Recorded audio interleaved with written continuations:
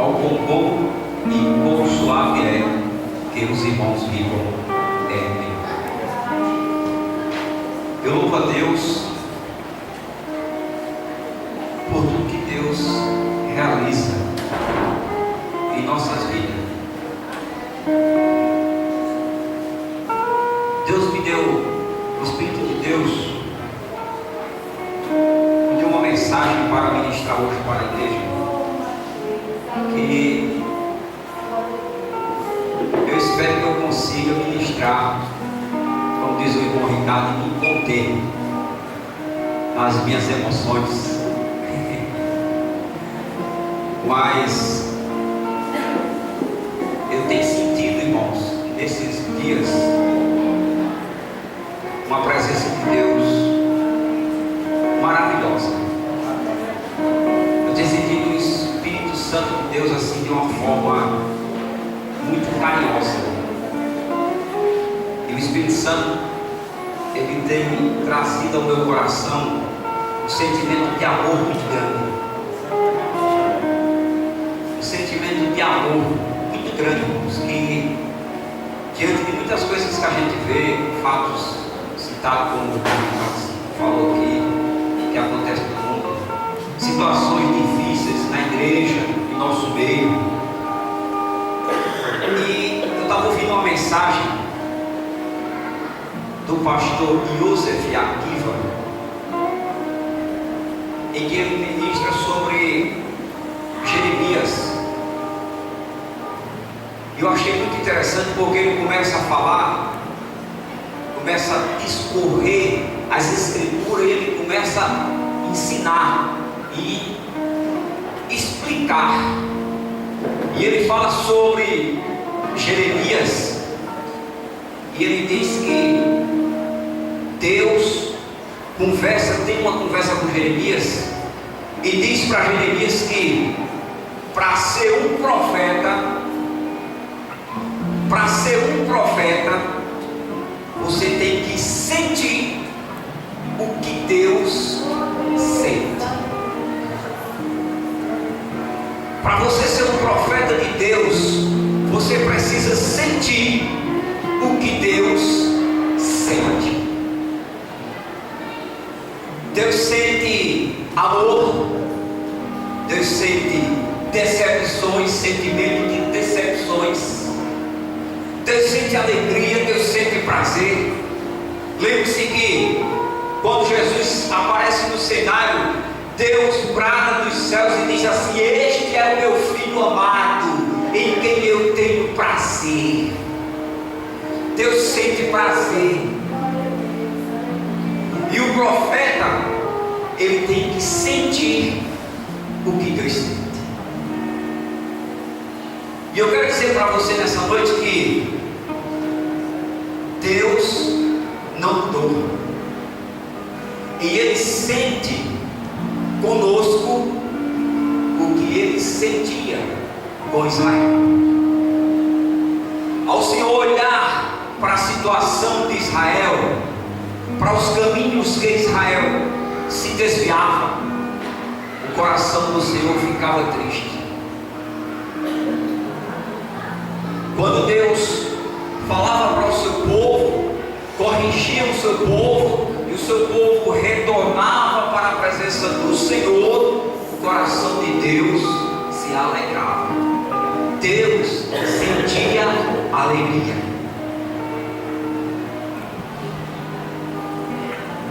Preste atenção.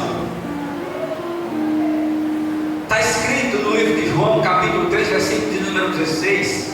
É o textual da Bíblia, e nós temos de cor gravado na nossa memória, onde diz assim: porque Deus amou o mundo de tal maneira que deu seu Filho unigênito, para que todo aquele que nele crê não pereça, mas tenha a vida eterna.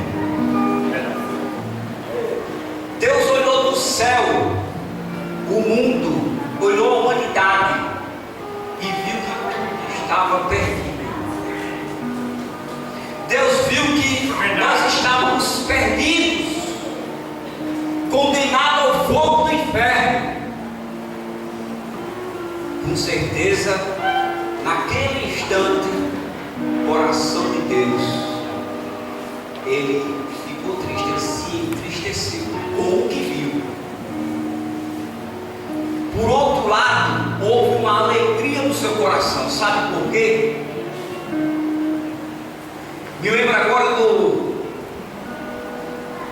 do apóstolo João, na ilha de Patmos, quando ele chora e diz assim: quem abrirá os 7 selos? Quem há de abrir isso? Quem? Humanamente falando, ninguém poderia abrir. Ninguém. Mas o anjo diz: não chores. Aleluia. Louvado seja o nome do Senhor. É verdade. Deus olhou para a terra, se entristeceu, porque Deus não se alegra com a morte do ímpio. Está escrito. E se alegrou, porque ele disse: o meu filho resgatará a humanidade. Aleluia. O meu filho há de pagar o preço para não deixar eles irem para o inferno. E aí, essa escritura vai se cumprir. Deus levanta os profetas vão proclamando a sua palavra e vai anunciando a vinda do Messias. De repente Jesus chega. É chegada a hora, é chegado o momento do grande dia. É verdade. Do grande dia em que entraria no mundo o Filho de Deus, o Salvador da humanidade. E por que não dizer num linguajar nosso, o Salvador da pátria? O Salvador da pátria. O Espírito de Deus me deu uma visão nas Escrituras. Eu vou narrar para vocês nessa noite, rapidamente, porque o tempo é muito curto.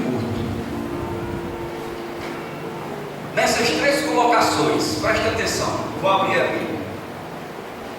Primeiro, os discípulos estavam com Jesus em uma tempestade. Todos nós conhecemos de cor a passagem. E aí, Jesus faz algo que surpreende, ele faz além do que ele já tinha feito antes. Ele surpreendeu de uma forma sobrenatural os discípulos. A tempestade se levanta e Jesus está lá na dentro. Mestre, a gente vai crescer, o negócio está feio aqui e tal. Jesus se levanta e diz assim: aquieta-te. Como é que ele diz? Acalma-te, vento. Né? Acho que é isso. Vou ler. Acalma-te, vento. Aquieta-te, mar. Quando Jesus faz isso, na frente deles, diante dos olhos de todos os discípulos, eles ficam pasmos, perplexos, e diz assim: mas quem é este que até o vento e o mar lhe obedecem? Foi aqui que o Espírito de Deus me trouxe esta palavra aqui. Quem é este? Quem é este?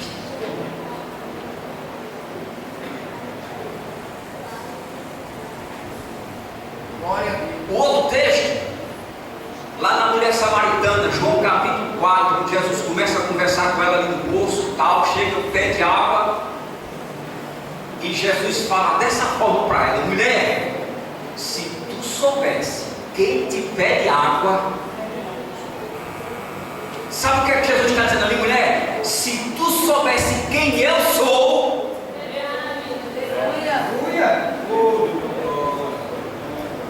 Primeiro os discípulos ficam abismados e dizem: quem é esse? Depois Jesus chega para a mulher e diz: se tu soubesse quem eu sou.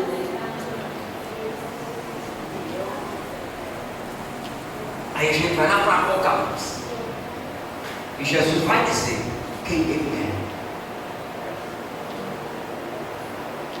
Vamos começar?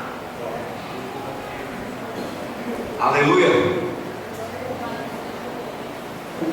Me ajuda aí. Abra.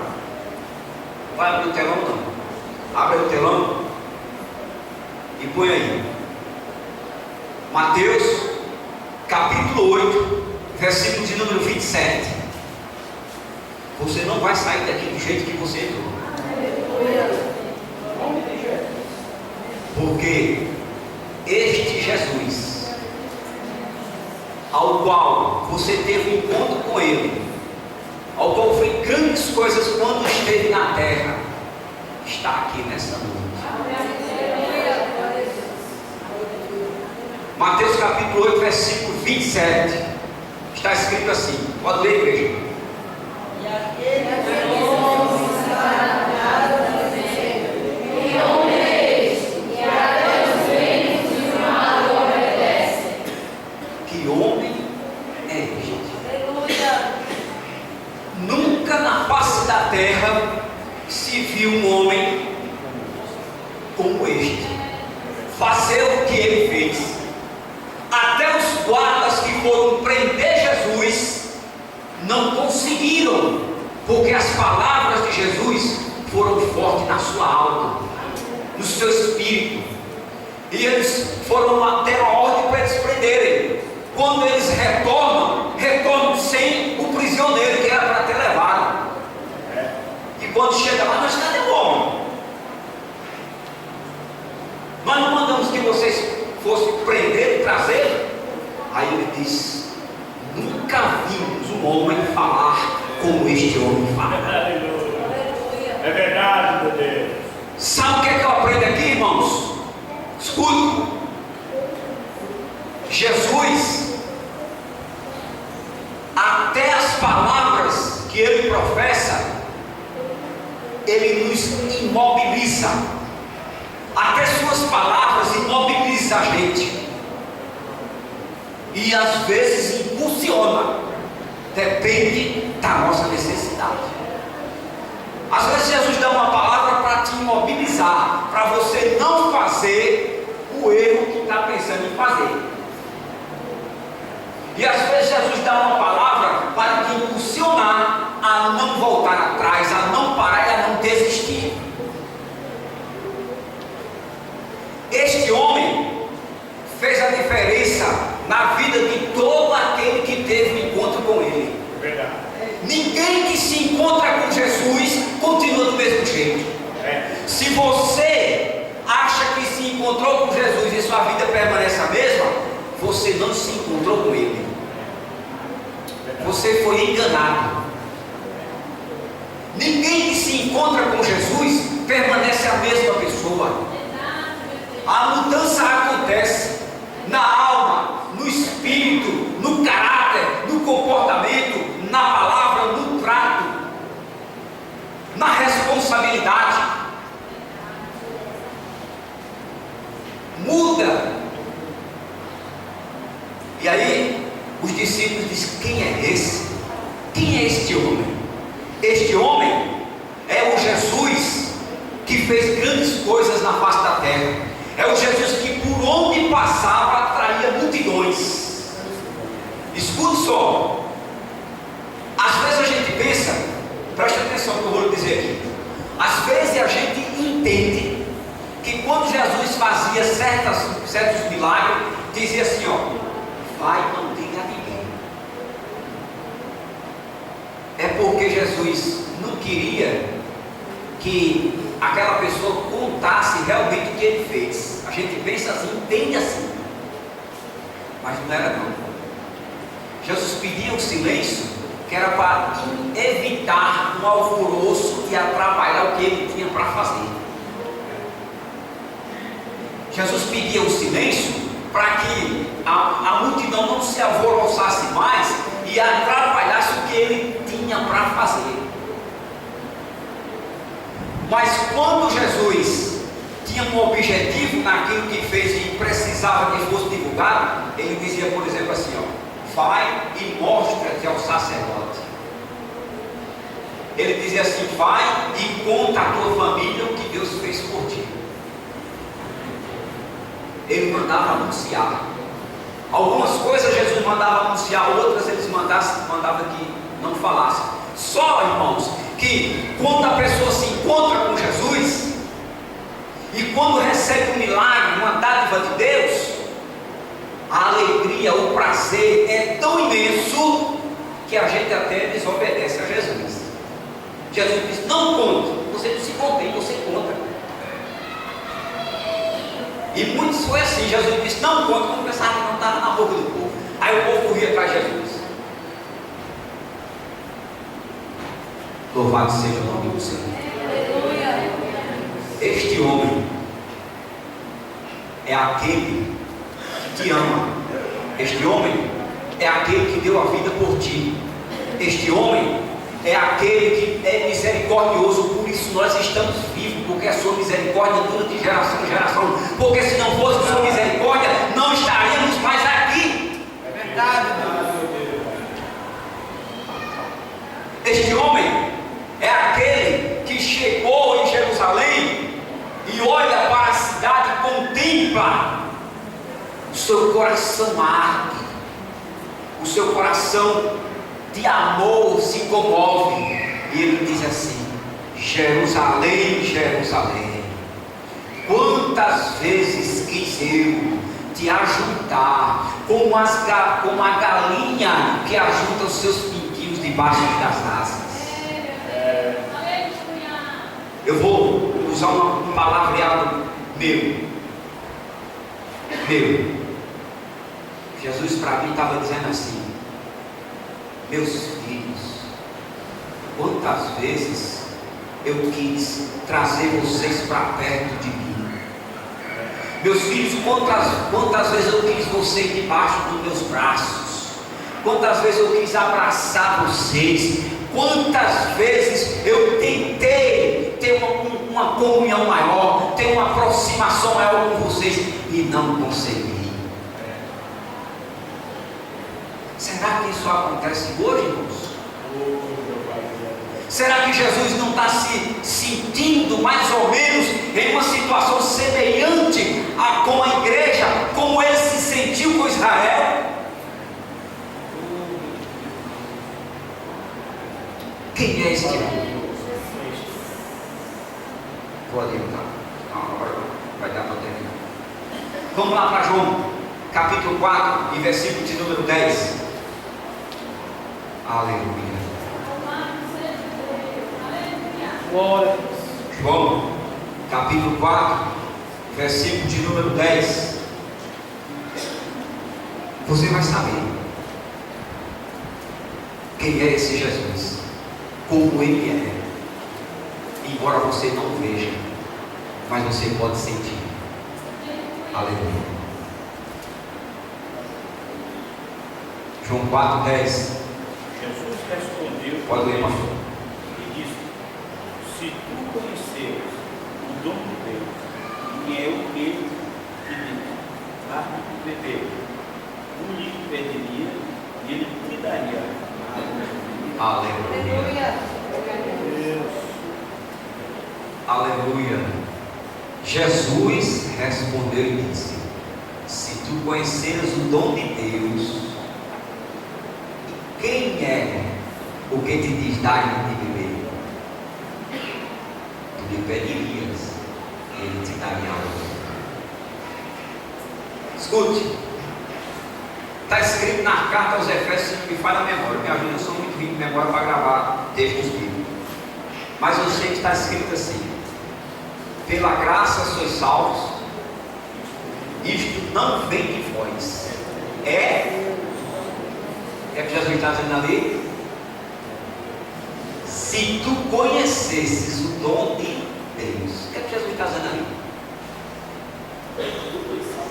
Se tu conhecesses o Salvador, se tu soubesse quem é que vai te salvar, quem pode te salvar, se tu conhecesse quem foi enviado, se tu soubesse quem é o Messias, por aí, mais ou menos isso. O dom de Deus é a salvação merecida, é a graça que nós não merecemos. Aí Jesus vai e diz assim: E quem é o que te diz? Dá-lhe de beber.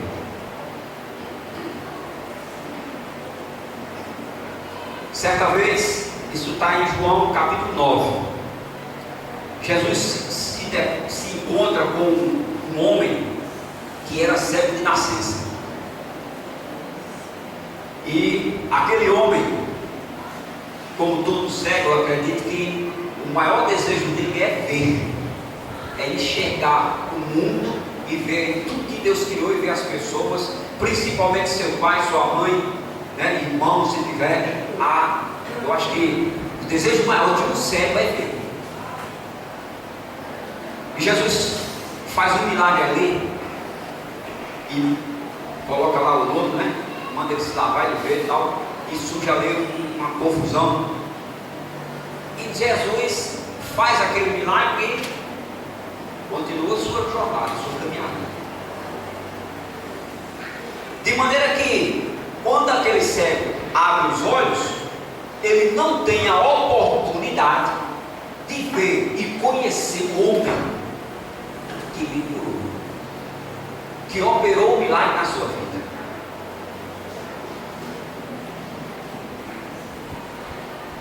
E perguntaram para ele quem foi que fez aquilo. Ele disse: um homem chamado Jesus. Mas tu não era cego? Não, eu era cego sim.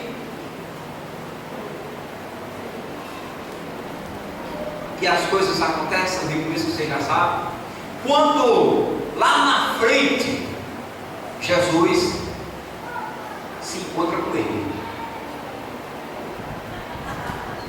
e Jesus se encontra com ele, se apresenta, e ele adora e resolve seguir Jesus. Que lição nós aprendemos ali com esse texto? Sabe o que é? Que quando Jesus faz algo extraordinário na nossa vida, incomoda muita gente. Muitas pessoas se incomodaram com o milagre daquele homem, porque ele começou a ver. Tu está mentindo, né? Conversa, isso é mentira, não sei o que, tu já viu, não sei o que. Aí pergunta para não, ele era cego, ele era cego. Quando Jesus faz algo na nossa vida, irmãos, acontecem coisas para querer fazer você desacreditar. Disseram para o cego que Jesus era um pecador. Ele disse: nós, se é pecador, se não é, eu não sei. Eu sei que eu era cego e agora eu vejo. Amém. Louvado seja o nome do Senhor Jesus. Alguém pode dizer para você que Jesus não existe. Alguém pode dizer para você que isso é mentira de crente, de igreja, não sei o que e tal. Evangelho é conversa de homem. A sua resposta tem que ser essa. Eu não sei se isso é mentira, não sei se isso é verdade. Eu só sei que a minha vida mudou. Glória a Deus. E no dia que você estiver bem despreocupado, Jesus chega diante de você. E você vai poder dizer: meu mestre, meu Senhor.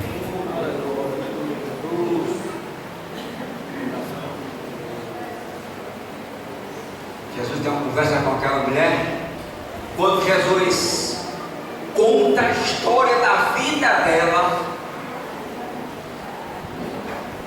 ela vê que Jesus realmente é um homem diferente.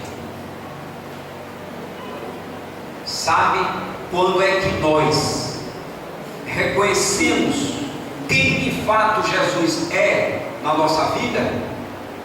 É quando as coisas acontecem. Por isso todo crente precisa de ter uma experiência com Deus.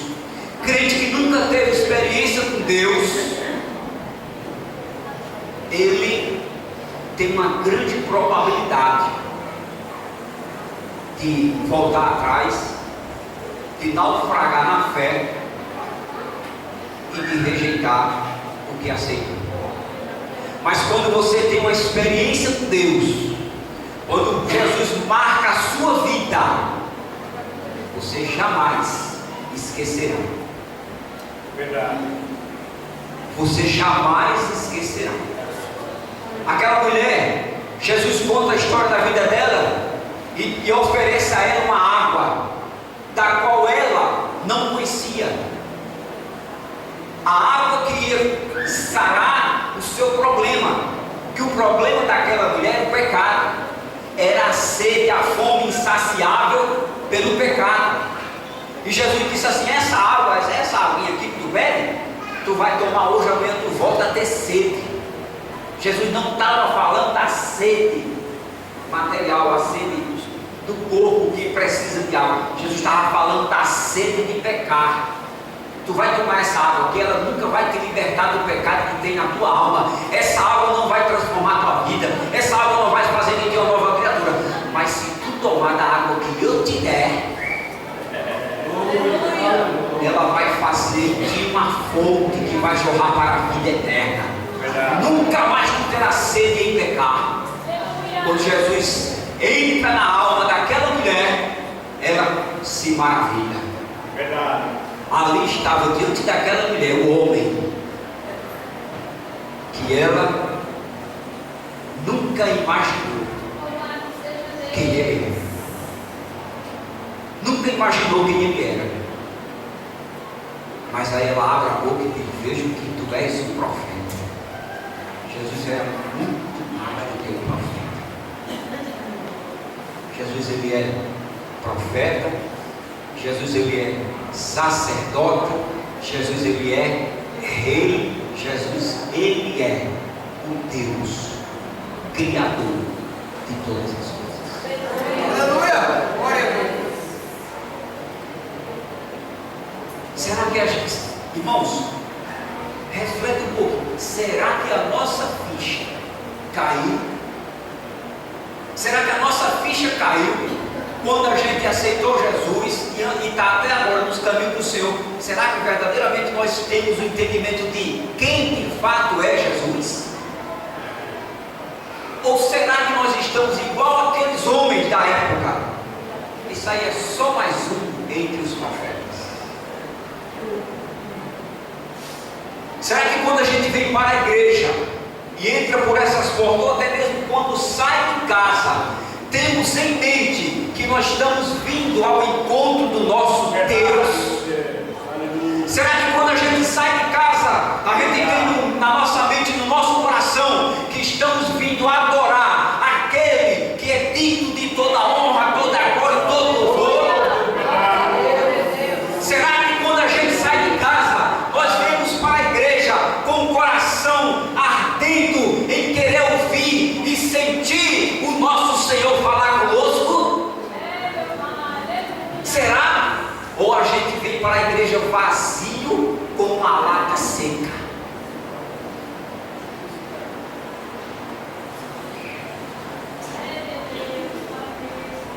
Irmãos, a nossa ficha tem que cair. A nossa ficha tem que cair. Nós precisamos entender que Jesus é muito mais do que o que a gente imagina que ele é. Jesus é amor, Jesus é paz, Jesus é graça, Jesus é conforto para a alma, para o espírito, Jesus é libertação, Jesus é fonte que jorra para a vida eterna, Jesus é poder que extermina as trevas, Jesus é criador, Jesus é o que renova, Jesus é o que dá vida ao que está morto, Jesus é o que faz o milagre onde não tem nada, é o que abre porta onde não existe espaço para abrir, ele faz, ele cria e abre. Jesus é o nosso advogado por excelência, não há advogado de acusação que consiga vencê-lo, que consiga conquistar e condenar os acusados, porque ele é advogado por excelência.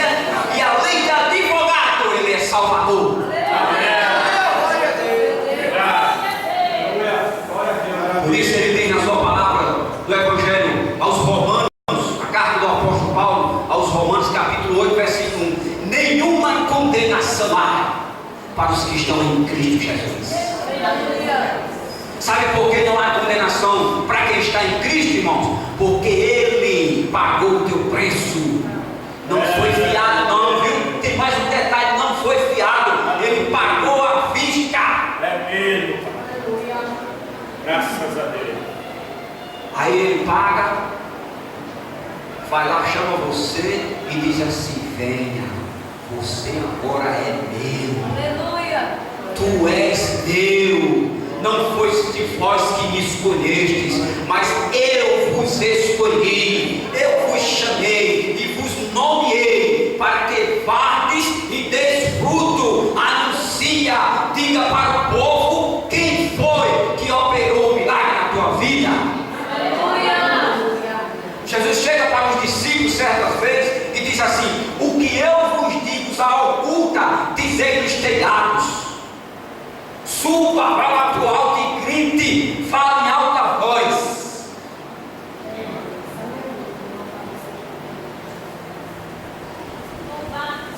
Tem 10 minutos para terminar. Vamos lá, vamos ver quem é este homem. Vamos lá para Apocalipse capítulo 1, versículo de número 8.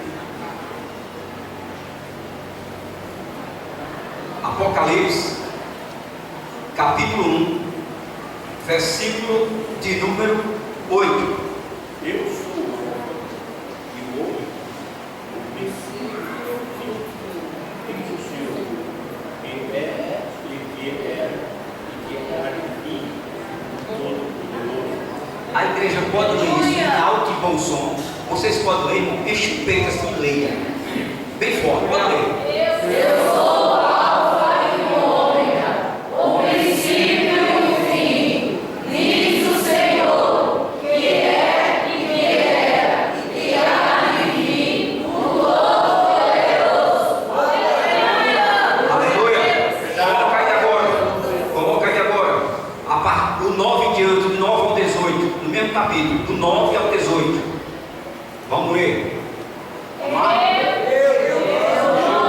Que também sou vosso irmão e companheiro na aflição e no reino e paciência de Jesus Cristo, estava na ilha chamada Patmos, por causa da palavra de Deus e pelo testemunho de Jesus Cristo.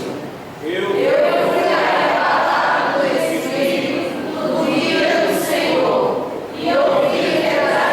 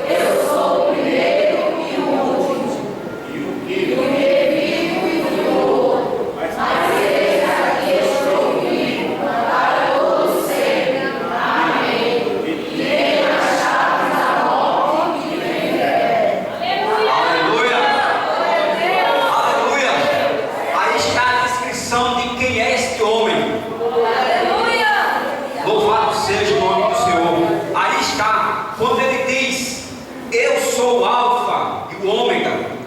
Alfa e Ômega, a primeira letra do alfabeto grego e a última letra. Eu sou. Aí ele explica, ele mesmo fala e ele explica. Quando ele diz: sou o Alfa e o Ômega, o princípio e o fim, o primeiro e o último. Aleluia! Interessante, Jesus não podia ter dito isso logo aos discípulos, rapaz. Quando os discípulos indagaram: quem é esse? Né? Que até o filho e o cara obedece, Jesus poderia chegar para ele: eu sou o Alfa e o Ômega, o princípio e o fim, eu sou o todo poder. Mas Jesus não disse, porque não era o momento, não era o tempo, mas era Ele. Louvado seja o nome do Senhor. E eu quero dizer para você nessa noite: esse mesmo Jesus que esteve na terra no tempo dos discípulos, fez grandes milagres, que foi indagado pelos homens de quem ele era,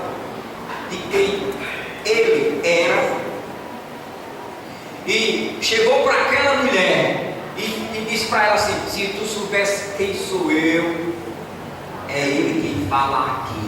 Está dizendo: eu sou o Alfa e o Ômega. Aleluia! Louvado seja o nome do Senhor. Ele diz no versículo de número 15, por exemplo, ele diz assim: os seus pés eram semelhantes ao latão reluzente. Ele começa a glória. João começa a ver Jesus de forma gloriosa, em toda a sua glória, todo o seu poder. Começa a ver aquela coisa grandiosa, maravilhosa. Irmãos, presta atenção. Quando Jesus andou na terra, ele estava em forma de homem, e a Bíblia diz que ele se despojou de toda a sua glória. Preste atenção no que eu vou lhe dizer.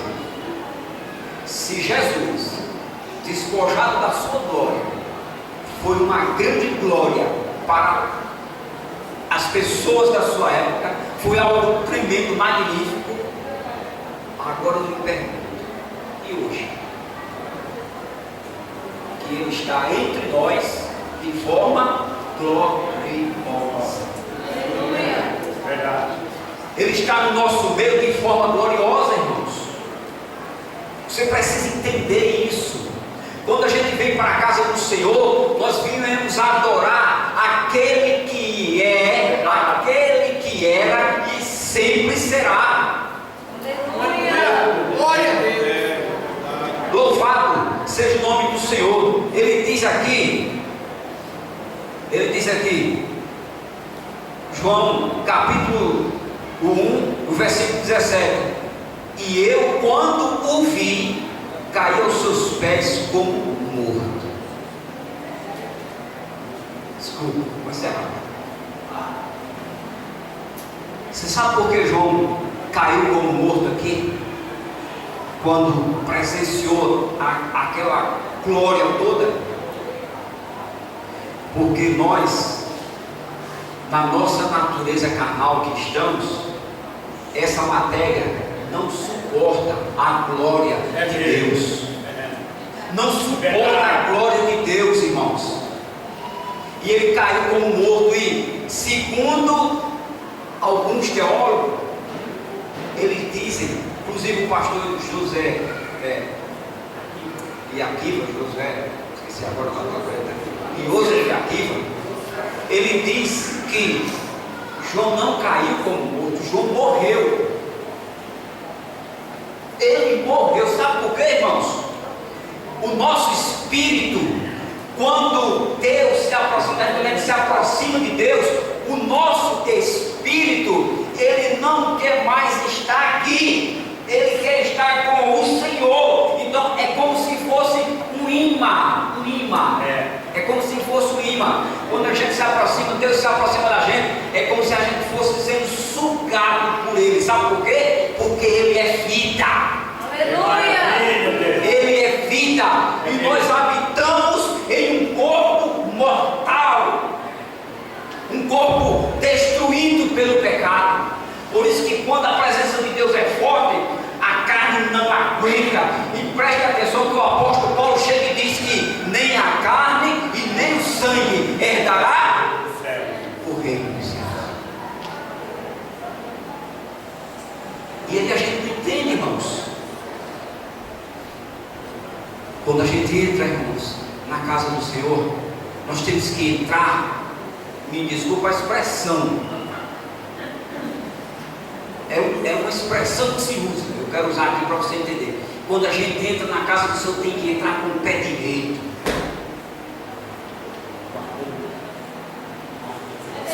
Entrar com o pé direito. Sabe o que significa entrar com o pé direito? Entrar com convicção, entrar alegre, entrar deixando os problemas lá fora, entrar sabendo na presença de quem vai entrar, entrar entendendo que o Senhor é Senhor. Verdade. Entrar sem medo, porque Deus não quer que a gente entre na presença dele com medo, mas com fé, com coragem. Você sabia que Deus, Ele não quer nem eu nem você sendo covarde? Deus não quer seu povo covarde, Ele quer que a gente seja destemido, corajoso, seja impetuoso, seja intrépido. Sabe por quê? Irmãos, conosco está quem é maior do que está lá fora. As trevas jamais podem, nem podem e nunca vai poder amedrontar a luz. As trevas não podem nada contra a luz. Quando a luz chega, simplesmente as trevas desaparecem. Então a nossa ficha tem que cair. Vou para a igreja não, porque os irmãos é misericórdia. Só já. Tu vem adorar os irmãos, é? Vou para a igreja não, porque o pastor só a graça, não sabe de nada, é miserável. E tu vem atrás do pastor, é? Vou para a igreja não. Chega lá, só fala sobre festa. Ei, presta atenção que eu vou dizer para vocês aqui. Quando a gente vem para a casa do Senhor, não vem para a igreja, a gente não vem preocupado com quem vai estar falando. A gente não vai se preocupar com o que vão falar. A gente não vai preocupar se alguém não gosta de você. A gente não vai se preocupar com isso, não. A gente vem para a casa do Senhor com o nosso coração voltado para Deus. Temos que entrar por essas portas, irmãos, para adorar o Senhor da glória. Temos que entrar por essas portas com convicção em quem nós temos crido. O apóstolo Paulo disse: eu sei em quem eu tenho crido. Mas parece que muitos hoje não sabem, não. Basta uma cara feia, dá meia volta e vai embora, porque ela não vem mais. E aí perde a oportunidade de aprender, de sentir a presença de Deus, de ouvir a voz de Deus e de receber a bênção. Pastor José Joseph Akiva disse uma coisa que me chamou a atenção. Ele disse: ninguém, rapaz, é interessante o que ele falou. Se ninguém pode ter comunhão com Deus se não vier para a casa de Deus. Meu Deus. Ninguém pode ter comunhão com Deus se não vier para a casa de Deus. Rapaz, parece brincadeira. Mas se você meditar, você vai ver que é verdade. Quer que eu diga uma coisa para você?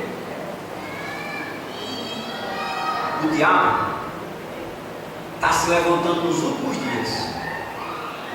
Está tudo escrito aqui.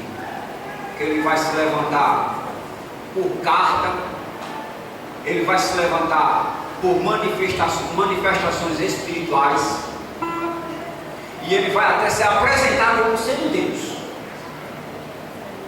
E não se engane não, que a coisa não é que você vai olhar assim com facilidade e vai dizer assim, eu estou vendo que isso aí tem nada com Deus. Não é bem assim não. Se você não procurar ter uma profunda intimidade com Deus, você não vai ter discernimento das coisas espirituais, não. É verdade. Porque está escrito, o apóstolo Paulo diz na carta aos Coríntios, que as coisas espirituais se discernem espiritualmente. E para ele, você discernir as coisas espirituais, temos que ter comunhão com aquele que é espírito. Se não tiver, você está pensando que teologia seca vai resolver? Quantos teólogos já tem aí caído? Quantos pastores que estavam Caio Fábio? Quem já ouviu Caio Fábio pregar antes de cair, você tem uma ideia. Onde ele está hoje? Na lama. Tinha palavra ou não tinha? Tinha. Você, eu, nós precisamos de ter comunhão com Deus. Precisamos de se aproximar dele. Precisamos estar bem perto, mais perto que eu e você puder. Quanto mais perto você estiver de Deus, mais seguro você estará. Aí eu quero encerrar. Lá no Salmo 91, ele diz assim: aquele que está o quê? No esconderijo, a sombra, direi tu, ele é meu Deus, minha fortaleza, e nele. Aleluia! Irmãos, igreja, não brinca, não perde tempo, igreja. Como o irmão Ricardo falou aqui, que eu gosto de falar isso. Não, tudo que acontece aqui na casa do Senhor, tudo que acontece aqui, há um propósito de Deus, nada é em vão, não. E deixa eu te dizer uma coisa, eu quero afirmar aqui no nome do Senhor Jesus. Todos os passos que você der à casa do Senhor, você está aumentando o seu reservatório. Você está abastecendo, está tendo reserva.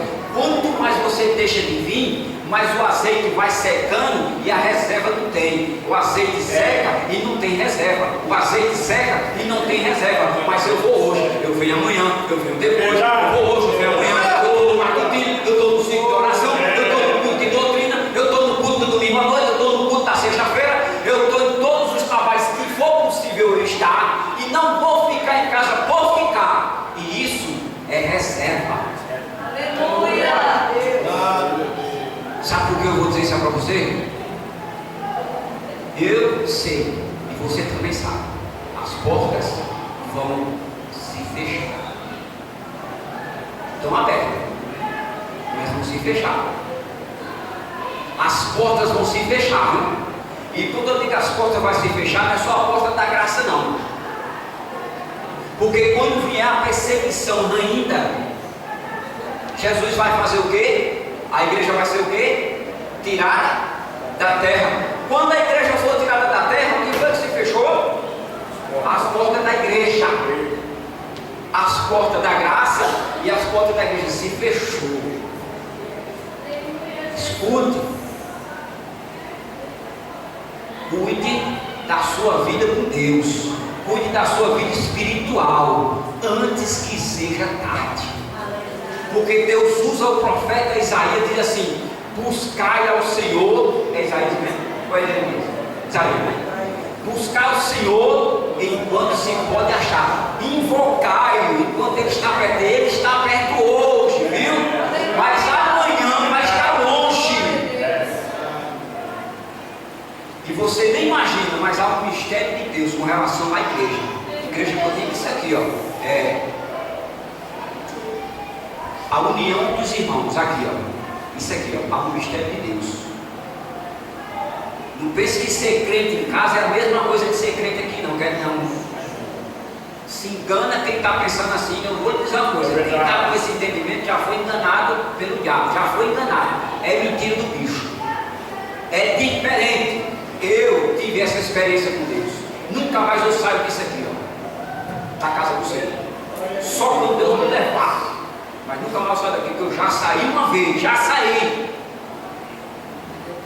E eu sei o que eu passei. Jesus permitiu e disse assim: agora não volta não. E ai de mim se não tivesse voltado. Agora quem quiser sair, as portas estão abertas, pode ir embora. Quem quiser sair, as portas estão abertas, pode ir embora. Mas eu jamais sairei da casa e da presença do meu Deus. Porque eu sei quem é este homem, eu sei o que ele fez por mim, eu sei de onde ele me tirou e eu sei que ele pode fazer muito mais. E eu tenho uma convicção absoluta, eu tenho a certeza que se eu morrer hoje, eu estarei na glória com meu Senhor. Então, irmãos, esse homem é o nosso Deus. Esse homem é o nosso Jesus. Esse homem é aquele que nos ama e deu a vida por nós, para não ver a gente ir para o inferno. Então, guarda isso no teu coração. Guarda, mas guarda mesmo. E não te afaste, nem da presença do Senhor, nem da casa do Senhor. Não sai da igreja, não. Eu não está dizendo isso que é para a gente não sair daqui, não, da escândalo. Se você quiser sair daqui e congregar no outro canto, pode ir embora, que Deus te abençoe. Não é isso, não leva para esse lado, que não é isso, não. Estou falando que o Espírito manda falar para a igreja o seguinte: que não saia da congregação, não se aparte dos irmãos, porque o diabo está tirando muita gente de dentro das igrejas e dizendo que lá fora ele está correto. Não está. Você acha que Jesus instituiu pastor, diácono, presbítero só para ser palhaço? Só para ser palhaço, será? Será que foi, irmãos? Deus instituiu o pastor para eu, que sou ovelha, igual vocês, estar debaixo da autoridade do meu pastor. Sabe por quê? Porque naquele dia, o pastor que toma conta de mim, vai dar conta de mim para o sumo pastor. E se você não está debaixo do pastor que ele determinou, o pastor vai dizer o quê? Quando chegar lá, Jesus perguntar: cadê fulano? Ele vai dizer: simplesmente foi embora. Você está entendendo, irmãos? Cuidado, irmãos. Cuidado, igreja. Igreja, abre os olhos. O Espírito de Deus está alertando a gente nos últimos dias, irmãos. Tem gente que só vem para a igreja sem receber a oportunidade. Irmãos, você quer mais oportunidade do que a que Deus te deu de ter contato com Ele? A melhor oportunidade que eu e você pode ter, irmão, é dobrar nosso joelho, falar com o Senhor e Ele nos responder. Isso já é suficiente. Só em você poder dobrar o seu joelho, conversar com o Senhor e Ele responder, isso é tudo. Porque o pecador não tem isso não, irmãos.